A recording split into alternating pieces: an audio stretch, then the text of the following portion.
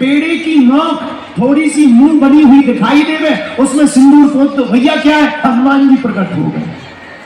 इतने सरल है हनुमान जी महाराज, इसीलिए सर्वत्र हनुमान जी को पूजा जाता है, क्योंकि ये कलयुग के राजा है। लेकिन मुकुंद निधि कहती है राज सुख मिलता, केवल राज सुख है नहीं हनुमान जी के पास, राज सुख देने की क्षमता भी वीर बजरंगबली के पास में है।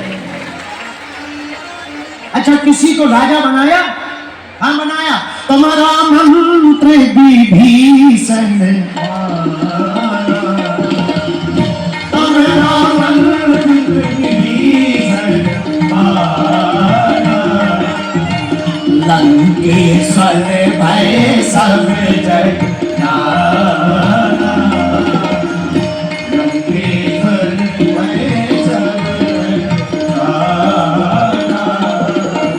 श्री राम जय राम, श्री राम जय राम, जय जय राम, श्री राम जय राम, जय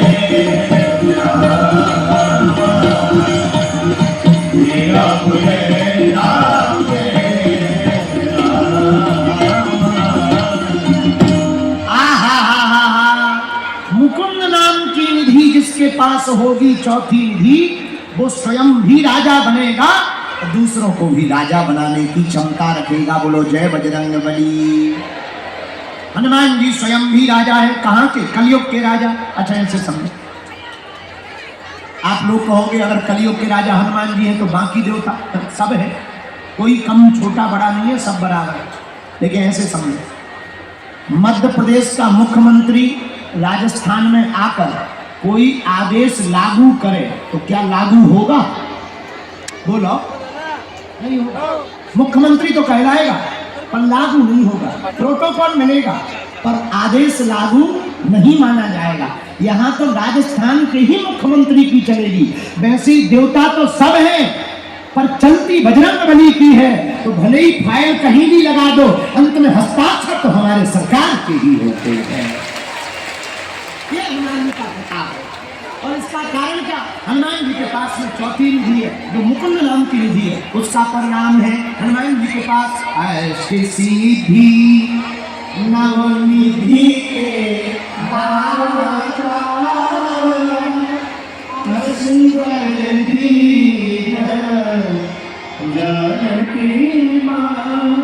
अब हनुमान जी के पास में पांचवी निधि कौन सी है?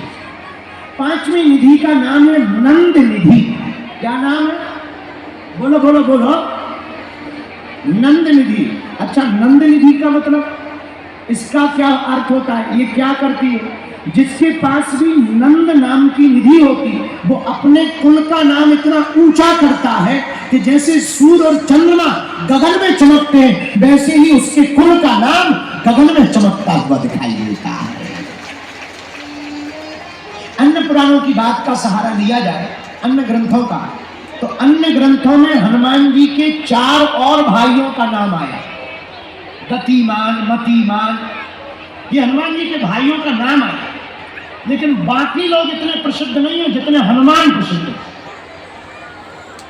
अन्य पुराणों में अन्य 4 और भाइयों का वर्णन हनुमान जी के आए, और वो लोग इतने प्रसिद्ध नहीं है। गतिमान, मतिमान, ये हनुमान जी के भाई हैं, लेकिन वो इतने प्रसिद्ध नहीं है जितने हनुमान जी हैं। कारण, हनुमान जी महाराज सेवक भी हैं, हनुमान जी स्वामी भी हैं, हनुमान जी दास भी हैं, हनुमान जी दाता भी हैं, हनुमान जी दीन भी हैं, हनुमान जी दीनानाथ भी हैं, हनुमान जी कलयुग के राजा भी हैं और राम की प्रजा भी है। इसके पीछे एक और कारण है, नंद नाम की निधि हनुमान जी के पास है, इसीलिए हनुमान जी ने अपने कुल का नाम इतना ऊंचा किया कि जहां भी अंजना माता का नाम आए, केसरी का नाम आवे, पवन देव का नाम आवे, तो हनुमान जी के रूप में ही पूजा जाता है। जिस साधक के पास नंद नाम की निधि होती है, वो अपने कुल के नाम को ऊपर करता है।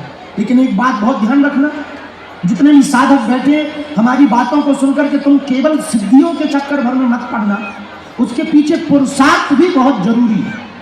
सिद्धियां हो और पुरुषार्थ ना हो तो सिद्धियां कोई काम नहीं करेगी। पुरुषार्थ भी आवश्यक।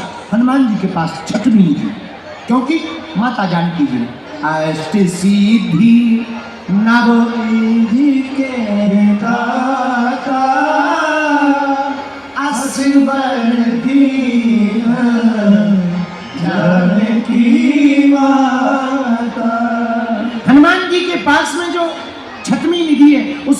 मकर निधि। क्या नाम है? जोर से बोलो।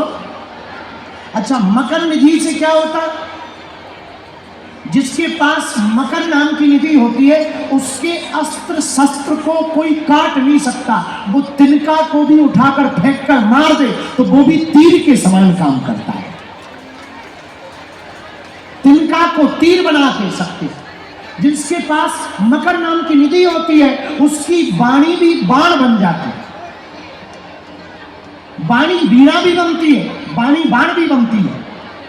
इसलिए तो शास्त्र कहते हैं शब्द सम्हारे बोलिए, शब्द के हाथ न पाओ, एक शब्द औषधि करे, एक शब्द करे घाव। हनुमान जी के पास मकर नाम की निधि है। परिणाम, हनुमान जी का प्रत्येक अस्त्र शस्त्र कोई काट नहीं सकता, अस्त्रों से सुसज्जित रहते हैं। हनुमान जी के पास अस्त्र कौन सा है? इसका भी उत्तर हनुमान चालीसा में बाबा ने दिया। हाथ वज्र अरु ध्वजा विराजे, कांधे मूंज जनेऊ साजे। हनुमान जी के पास में हाथ में वज्र है और ध्वजा है। ध्वजा का मतलब हनुमान जी की ध्वजा पहचान है। इसलिए भारत के हिंदुओं, उनका किनका, इस्लाम धर्म के लोगों का एक मकान होता है तो वो 4 हरे झंडे लगा देते हैं। लेकिन हिंदुओं के मकानों से आजकल ध्वजा गायब हो गए, इसलिए हिंदुओं के मकानों में भूत घुसने लगे।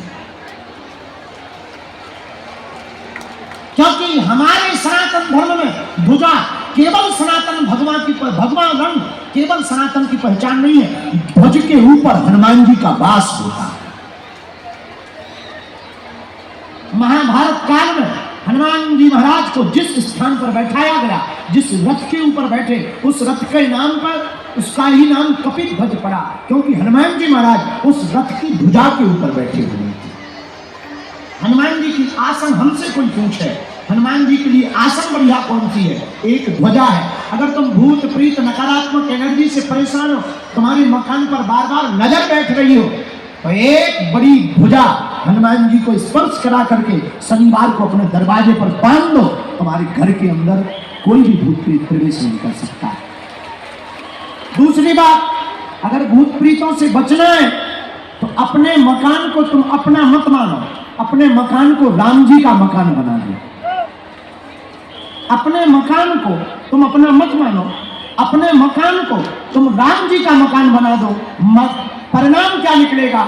हनुमान जी की एक आदत है, वो अगर कहीं दरवाजे पर खड़े होते हैं तो राम जी के दरवाजे पर खड़े होते हैं। जब तुम्हारा घर राम जी का हो जाएगा तो तुम्हारे रक्षक वीर बजरंग बली हो जाएंगे। ये हम नहीं कह रहे, बहुत ही प्रामाणिक बात है। हनुमान चालीसा में बाबा गोस्वामी जी ने लिखा, राम दुआरे तुम रखवारे,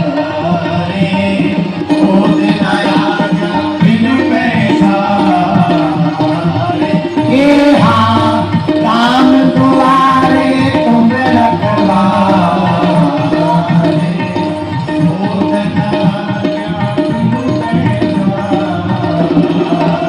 श्री राम जय राम जय राम,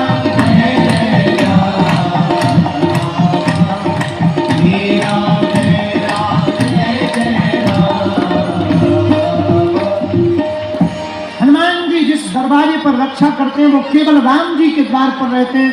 आपका मकान आपका रहेगा तो कोई भी प्रवेश कर पाएगा, लेकिन आपके मकान में राम जी रहेंगे और राम जी तुम्हारे घर के मालिक रहेंगे, तो दरवाजे पर बजरंग जी रहेंगे तो तुम्हारी घर की जिम्मेवारी रक्षा की वीर बजरंग बली की हो जाएगी।